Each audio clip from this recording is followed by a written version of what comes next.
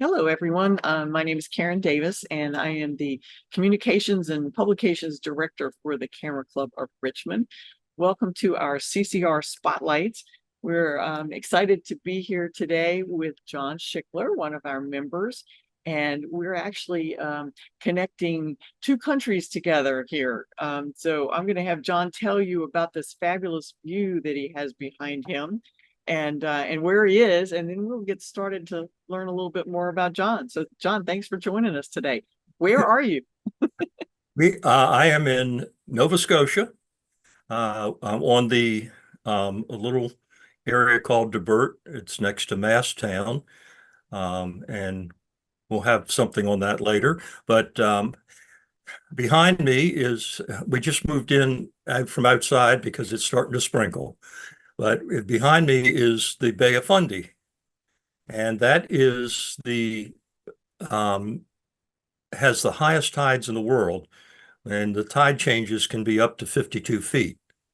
So there are ports down the bay that haven't been filled in with silt as much, and the boats they come in and they tie up on rings, and then when the tide goes out, they settle down on the bottom of the bay, and then as the tide comes back in, they float back up, and then they go fishing. But they Wow, know they better come back in before low tide. exactly. I bet you have some cool pictures of that somewhere Oh, in your yes, yes. arsenal. Oh, all right. Well, we always like to start out to congratulate you basically on your two awards at our end of year competition this past year. And we'll talk a little bit more about those too. But before we do that, tell us a little something about yourself so our members can get to know you a bit better. Okay. Um, Actually, it's unusual. My wife and I were both born in Washington, D.C. And at about 5 years old, 4 years old, we moved to suburban Maryland. And I met Dee when I was a freshman at the University of Maryland, and she was a senior in high school. And we got married, and we've been married 50 multiple years. We won't do that math. Yeah, it's we were married in 1967, so you can tell that I'm really old. And I But think you have a bit of an IT background. yes, I got my degree. Actually, I got my degree in graphic design at Maryland, University of Maryland, and worked in advertising for 11 years. And then I decided I really need to make some money. So, wife was in programming at the time, and she suggested I try it. So I took a couple classes. After 2.5 classes, I had a job, and I stayed in that for till I retired. And I ended up working, my final 19 years were with Chesterfield County. And I was a application team leader. I had a team, and we programmed a lot. Okay, awesome. And so, when did you first pick up a camera? That doesn't seem to really relate into an IT type of job, but how Well, did that come about? I had always had a bit of an interest in photography, but not really serious. Um, at one point, my Dee's brother was stationed in the Far East. I think he was in Seoul at the time, and he offered to buy us a camera. And so I bought a Pentax. We bought a Pentax ME Super, and I bought 28 millimeter lens, thinking I would never probably go out and buy a 28 millimeter lens. So then I bought a small zoom telephoto and took a lot of photos with that, and I can see I have improved. Well, absolutely. Get some great shots. Cool. So where do you find your creative inspiration and what things do you like to shoot? I love to do wildlife. Um, and the scenery up here is amazing. So, there's always something, and I really kind of like to do everything because I like to do flowers, and every once in a while I see Ann Fulcher's flowers, and it inspires me, and I go back out and I shoot some more, and I've got one um, hanging in a gallery right across the bay. It's it's 3 miles behind me, but it takes me 45 minutes to get there. Okay, awesome. All right. Well, how did you hear about CCR and what inspired you or who inspired you to join our club? Well, actually, when after I retired, which was I guess 15, 16 years ago, I decided that I wanted to get in the camera club, and I went online and I researched it, and I said, well, here's one in Richmond. So I just showed up at the Science Museum of Virginia one night, and Gina Vin was the first one that greeted me. And then I started meeting all these amazing people. And actually, at the time, um,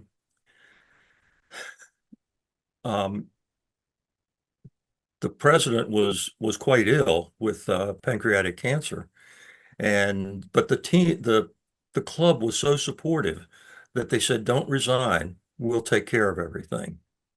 And it was amazing. It told me something about the club. And the next we had one more meeting, and then I went to the first banquet, and it was at a little restaurant across from the Science Museum. And from then I started saying, "Oh, these are amazing." So I started going on trips with the club and attending virtually every meeting, not virtually, but literally every meeting. Yeah. And as it moved around town, it finally got closer to me, and uh, I've loved every minute. The club members have been amazing, but I did notice that the club in a way had changed since I joined, because we had some beginning photographers and we had some very good photographers. And now we have some beginning photographers, some very good photographers, and some amazing photographers. And having a the presentations by Ken Conger really got me further into wildlife. And I've really and I said, okay, every once in a while he can take other stuff, so I will too. Yeah, exactly.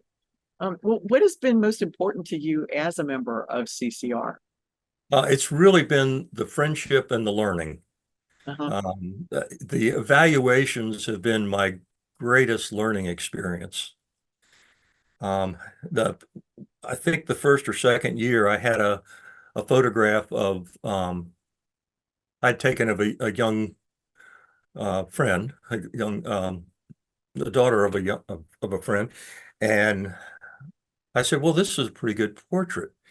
And Anthony Rumley was it evaluating, and he ripped it to shreds. I mean, it was a very nice photograph, but I mean he taught me so much with that one that I I realized what he was doing, and I was not upset, but it taught me every time I take one to look at those things. Hmm. So it's the learning experience, and the evaluations um, just excite me. Well, that's good. They're a little scary at first, but like you said, you learn so much from them and from Yeah. some of the amazing evaluators that I've seen over the years, and with Anthony being one of them for sure. Um, so with that, talking about those evaluations, let's look at some of your photos. I understand that you do a bit of traveling between Virginia and Nova Scotia and places in between. So I'm going to show a couple of your photos, and you can tell us about those and how you have picked those up over your travels. I love Okay. this first one. You got such eye contact Oh, with that horse. yeah. This is a young pony at Shackleford Banks in North Carolina, and it's right out of Beaufort on the coast. And there's a long sandy stretch it's a couple miles long and about a half a mile wide at most. And these ponies were the descendants of Spanish stallions or Spanish horses that were apparently shipwrecked. And these people, the folks that take care of them don't medicate them, they don't treat them. They're still in their natural state. If they get one that has a contagious disease, they remove it from the island. But in general, they simply put a kind of a brand on them, and they keep track of them. And this was a pony called Tequila that had just been born that spring and or that winter, and it just wandered over, and I was getting wonderful photos, and then I saw Mama coming around the side of the one of the dunes, and I backed off, and I had to be careful I didn't back into another one of these. I mean, but she was so beautiful. Yeah. And the coat is so shiny and she looks very healthy and yeah, and happy. Yeah, Little breeze and blowing the mane there. Yeah. yeah, That's great. there's a little about a 10 or 15 minute little boat ride out to the Shackleford Banks, Hmm. and it's so worth it. I mean, it's isolated. I Yeah. mean, Great place to visit. All right, let's see what we have next. Let's see. That's just going to advance. There we go. Now tell us about this one. okay, this one there's a war memorial about 10 miles down the coast from us, and they've got memorials to all the different wars, and um, this fellow is a veteran who uh, suffered PTSD, and he inspired them to build this memorial. And this memorial is a simple granite slab with a crack in it, and it's for the broken, the people that made it back from the war, but there's a part of them that's still broken from it. And they were doing the dedication ceremony, and I was down there taking photographs, and I got Raleigh to bend down and look into this. So I got his reflection in the new memorial, and it was picked up in the newspapers, and there was a lady there that was helping to organize it, and she was from Cape Breton, and she asked if it could be used in their presentation out there. So I was quite pleased with this one. Yeah, absolutely. The story and the impact, you can the emotion really comes through in that Oh photo. yeah, And that's, that's what it's all about, right. You're being able to right. capture it. All right. And then this looks like some more travels. Yeah, this is Taos Pueblo in New Mexico, just north of Santa Fe, and this was their cemetery, and it was just a beautiful cemetery. The Taos still doesn't the Pueblo doesn't have running water or anything. It's still the way it was.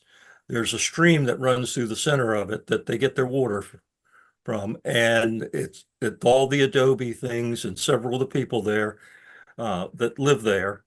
And this one just inspired me because it was just a kind of a cross between the cultures of the Native American um, and the effects of the Christian um, missionaries. And so I just thought it was a rather striking little cemetery. Yeah, absolutely. All right. And then this one. Oh, actually, this one's in Colorado also. This was in Rocky Mountain National Park. We had been, you talked about a love of wolves, and my wife had a love of moose. And we had gone up to Moosehead Lake in Maine and spent time. We only saw a couple in the distance. And this time we were out in Colorado, and we saw two herds of elk grazing, and it was rutting season, so they were bugling. And the two herds were on the opposite sides of the Colorado River, which at that point is only about 20 feet wide. And when we were watching them, my younger son turns around and said, "Hey, Dad." I said, "What?" He said, "See that brown thing over there? That's a moose butt." I said, "Oh my goodness, it's walking towards us." And it turns out there were two cows and this bull. And I said, "Well, you better go get your mom, because if we see it and she doesn't, we're dead." So he gets down, and as like I say, it was bugling season, so he was making noise. And my son was going actually kind of illegally down into the marsh and talking to this moose. And he would say, "Hey, Mr. Moose, photo op." And the moose would raise his head and look at us. And we were getting all these photographers were getting all these shots, and then he'd go back in, and my son would do it again. And so we got some beautiful shots of this beautiful big moose. And Yeah. it came wandering up close to where we were, and then it turned up and went up the stream, and everybody went up the hill. And we're getting close ups, and I'd run out of, this was film days. I'd run out of film in the camera that had the wider angle lens. So all I had was my telephoto, and it was a long lens, and that I was shooting the elk. And so I was trying to back away to get photos of him. But I finally ran out of film. So we started walking back to the car, and there were two rangers coming up, and they said, uh, they were talking to each other, and they said, "Well, they said it was someplace out here." And we said, "Oh, it's right up there near the cabin, up the hill."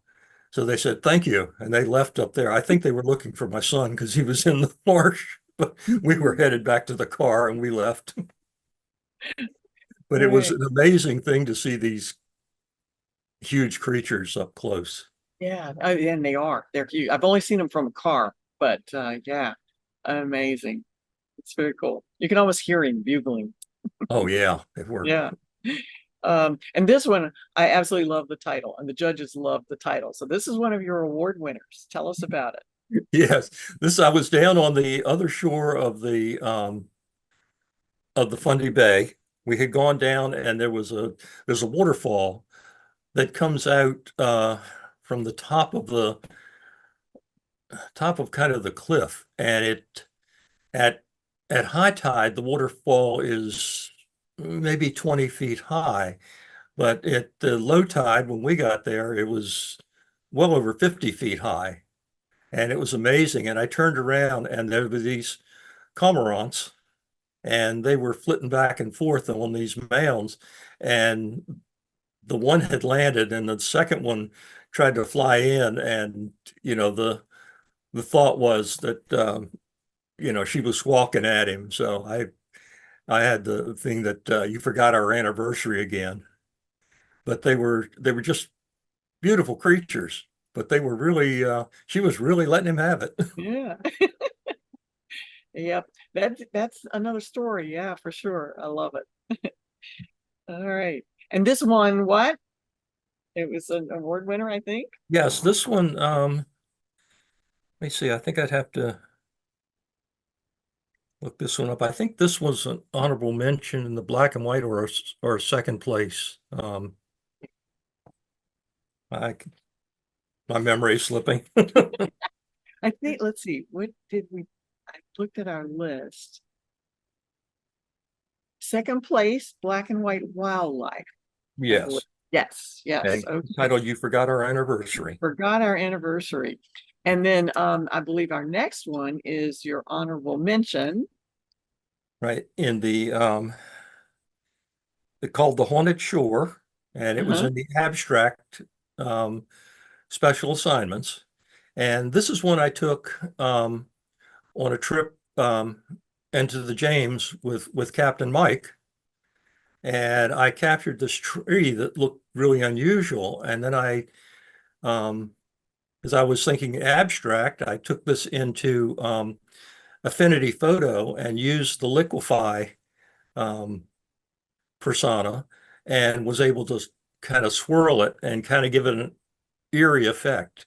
And then Okay. I flipped it into a duotone, and it just to me it just gave a whole new feeling to that area of the Mhm. river. Yeah, I could definitely see this one on a wall in a gallery somewhere. Now, Very, very cool. Okay. And then my all-time favorite, when I think of John Schickler, this is the photo that pops into my head because I love wolves. So tell us about your hungry eyes. okay. I was up here in Nova Scotia one winter. We offered to house sit and dog sit for a couple that were going off to the sunny south for a couple of weeks, and we came up and house sat. Um, there's a very large wildlife park um, down of almost an hour south of us, and we had made special arrangements with the park to go inside some of the enclosures with one of the park employees. And we were in an enclosure with these wolves, and there were about a half a dozen of them. And this fellow kept coming up and looking at us and going back and coming up. And I had somebody that actually set their tripod up, and I was shooting over their head. And he came up, and I managed to grab this photo, and you could see the icicles off his chin.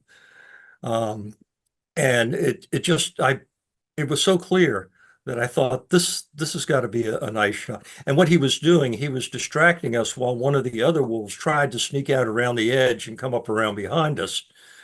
But the keeper and I both noticed it, and then she looked over at it and she says, "Nope, go back." And the other one went back. But Wow. this guy just is, I mean, I just love him. And he did take the best in show at the um, our competition that year, and I was shocked. I had received the best black and white print, and then I was ready to step down, and then they flashed this thing up, and I kind of looked over my shoulder and saw what they had. I was Wow. completely shocked. Yeah, yeah. Well, that's definitely a two moments in time when you captured it and then when your art was recognized. And I just think that's awesome. Yes, Uh, that was a real highlight. yeah, for sure. All right.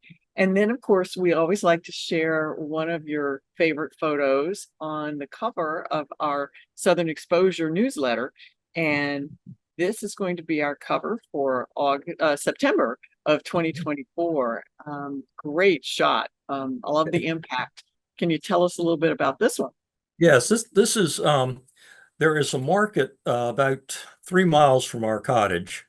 It started out as a little fruit stand, and they expanded. They built on a little grocery store to it, and added an in-house bakery and a gift shop. And then they decided they needed to sell more seafood, so they had this lighthouse constructed, and the two doors lead into a fish market. And the deck around there leads around. If you go down the other end of the deck, there's a boat, and they cook fresh fish, and they have fish and chips that you buy from a kind of a dock from a boat, and they have a patio, and you can sit there and eat. I was getting into some HDR at the time, and I had gone up and photographed a local restaurant, and then I said, well, I'm going up to the lighthouse. And of course, the store was closed down. So I had plenty of room in the parking lot, and I started photographing this. And then I was able to merge this together in HDR, and it just was so striking. Uh, Yeah. And this is one you can go up on the top of it and look out over over the area. It's right on off the highway. It's where the old road and new road kind of merge together. And then the old road goes one way and the super highway, the Canadian highway goes the other, but it's actually a lot of people. Buses stop here. I mean, the parking lot is always crowded because Yeah. they also we told they opened a gas station right on the other side of the road. And then we were talking to the owner and said, you know, if you had a pharmacy here, we almost wouldn't have to go to town. So he said, that's in the plans. So about a year later, they opened a pharmacy. And then they opened their own creamery and butcher shop um, in the parking lot next to the gas station. So you go out here and it's a tourist destination, plus it's our local grocery store. Right. Yeah. It's definitely versatile, but Yeah, beautiful, beautiful shot. Thanks for sharing thank that one. you. All right. Well, let me turn off our pictures here. And why don't you tell us where we can see more of your pictures? Do you have an online presence or excuse me, you mentioned the gallery earlier. Yes, I actually I do have it. It's I have photos in Gallery 215, which is in Selma, Nova Scotia. Like I say, it's right across the bay. It's right next to Maitland, where incredibly enough, you look at the bay now and the silt has filled it in. But the largest wooden sailing ship in history was built right across the bay in Maitland. And it's right where they have actually the tidal bore comes in. So when the old tide's going out and the new tide's coming in, it creates like a wave. And they go out whitewater rafting on it. Well, it's whitewater rafting because there's white, but it's at that time it's churning up, so the water's sort of reddish because of all the iron in it. And the people they say don't wear clothes that you ever really want to wear again because they're going to be stained brown. And it literally they come up the bay and then they turn up the Shubenacadie River and go up the river quite a ways on this tide. And at low tide, it's you couldn't take a canoe up there. I mean, Hmm. Wow. Interesting. and I do have some photographs in www.john-g-schickler.pixels.com. Okay.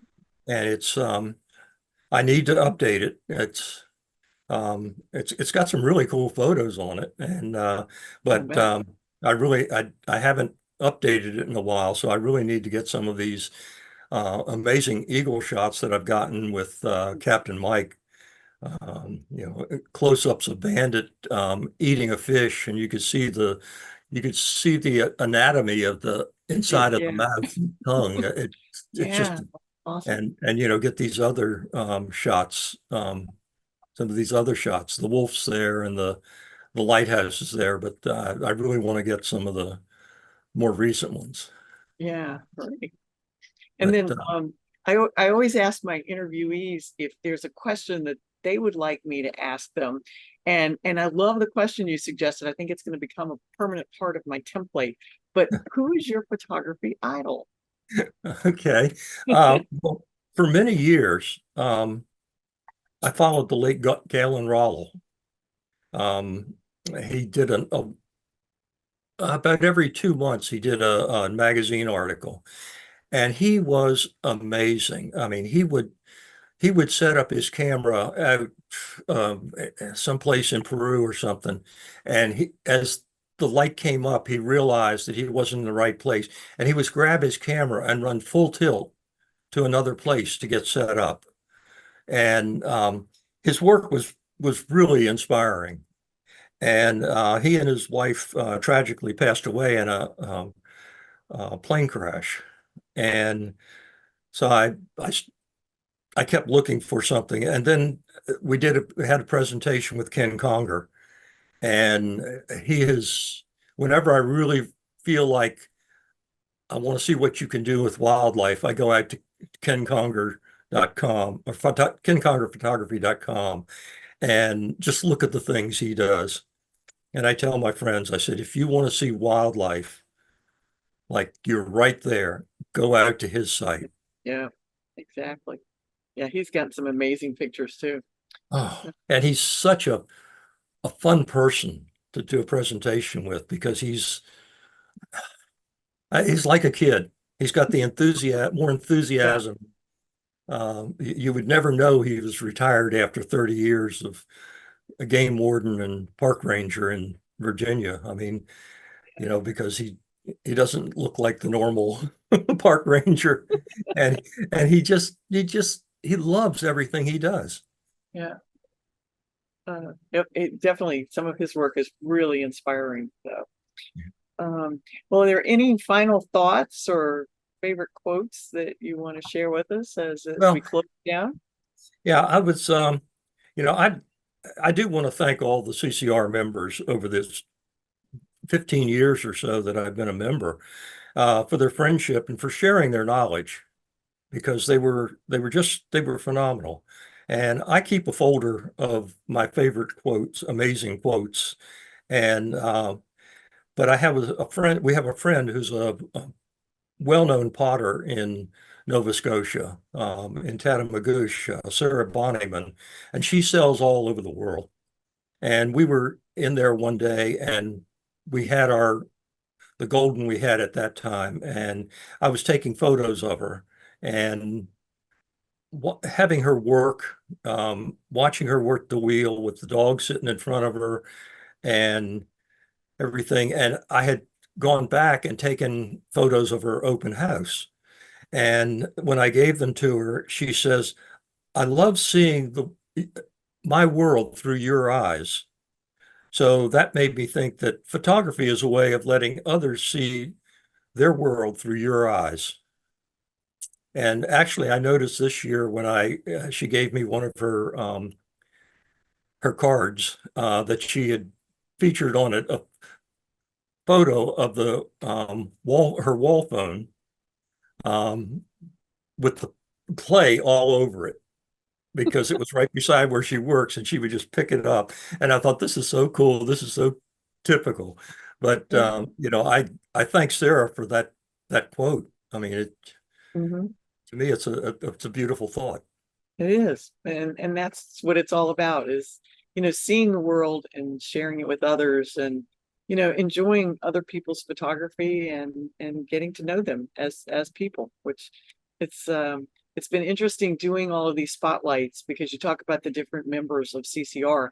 It's given me an opportunity to get to know a lot of you and hopefully share that with the other club members, especially as we've come through the pandemic and tried to stay connected through this time. So The pandemic was fun. a difficult time Mm. for everyone. And, we were so blessed to have Zoom coming into existence during that time, Right. because it not only gave us the time, but it allowed for me to participate from 1,200 miles away. Exactly. Yeah. And the COVID year was a hard one for me personally because I was supposed to have cataract surgery, and but first they discovered a fluid buildup behind my eyes that was affecting my optic nerves. And it turned out I had leaking arteries in my head. And I had 4 procedures during the next year to seal off those arteries. And the last one was a gamma knife at the University of Virginia. And I had the conscious sedation, but it didn't work. So I remember the entire day, which Ooh. I'm glad I did because it gave me a light into what really happened. And it was almost no pain. So, I mean, it was, um, I think it just kind of calmed me down. Mhm. But it was a tough year. And like I say, Zoom had really let me let me participate and still Right. see my friends. And now last summer we moved from Midlothian to South Hill. So I don't get up as much, but next year we won't be we won't be coming up here. So it's possible I'll be making more trips up to Ooh. the meetings.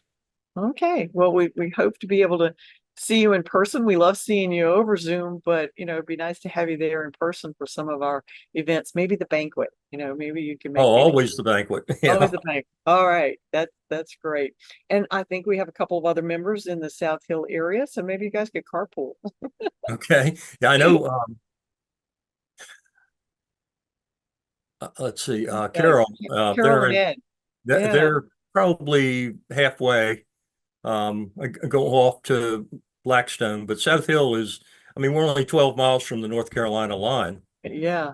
and I'm finding some amazing places down there. Some old villages and old abandoned places, and it's really a beautiful area. And South Hill is kind of the last stop in Virginia. Hmm. So right up at the near the corner, we have a no number of hotels and fast food places and restaurants, and so it's still a small town. It's 5,000 people. Yeah. So we're enjoying the small town. Maybe we could organize a tour and get Joe Ring to set up a little activity, and we'll all come down and you can lead us on some photography expeditions down there. Yeah, we're right on. We're right off of 12 miles from Lake Gaston Yeah, yeah, and it's a beautiful area. Kerr Lakes in North Carolina, and it's Okay, it's really an interesting experience, and we're kind of looking forward to getting back there. awesome. Well, John, thanks again for sharing your morning with us, and hopefully the clouds behind you will clear out, and you'll have a good day to go explore and take some more photos. Yeah, So I thanks. will hope so. I may go get some of the flowers out in the yard. There you go. All The right. the tide's starting to come in now. I don't know if Yeah, I can see some waves behind. Oh, there we go. And some you see the rocks. ridges, and so that's Absolutely. the tide starting to come in and fill in, and that'll be completely water all the way over when the tide's all the way in. Awesome. All right. Well, go off and enjoy your day with Dee and Annie, and hopefully we'll see you again at the next Camera Club meeting. All Okay, right. thank you. Take care, John. Bye-bye. Okay, bye bye.